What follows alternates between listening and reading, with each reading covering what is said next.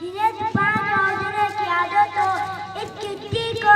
मुंडा दिखवा देता नाबे दे मुझे ताजा करान और मेरे अजीज हम बच्चों अस्सलाम वालेकुम। हमारे देश का दीन तौबा है पाकिस्तान ये पाकिस्तान नहीं बचा कदेर नबी कदर आप जिन्हें में मैं आवाज़ों तकरीर है पाकिस्तान नहीं बचा नाबे वाला वक्त पहचान की तलाश है तिरके पाकिस्तान की माना अपनी इंसान में दाखिल होता हूँ एक तरफ बताने का हुआ जोते दार हिंदू सुमरान नया वतन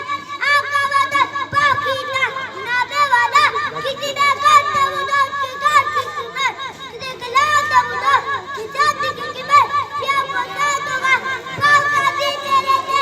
ये रब पे कहना की सबसे बड़ी नेमत अल्लाह ने अपनी मिट्टी जमा तुम भी करो हम भी करें कदों खाना तुम भी करो हम भी करें नाबे करें